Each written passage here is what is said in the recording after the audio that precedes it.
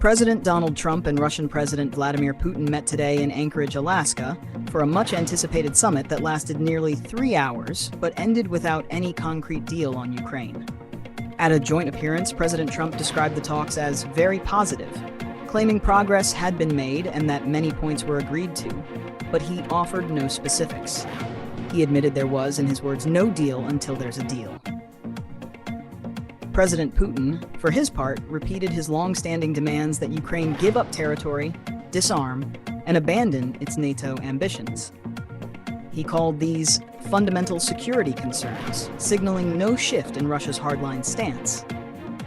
Russian state media hailed the meeting as a breakthrough and highlighted the warm welcome Putin received on American soil.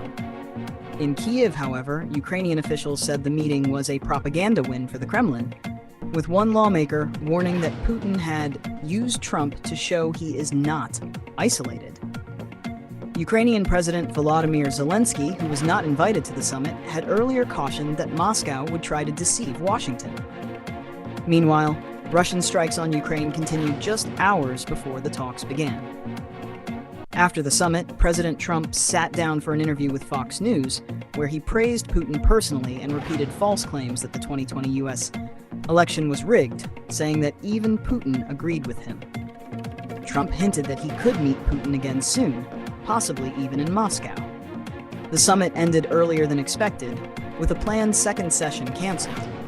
President Trump returned to Washington after only 6 hours on the ground, leaving unanswered the question of whether he will follow through on his threat to impose sanctions if Russia refuses to move toward peace.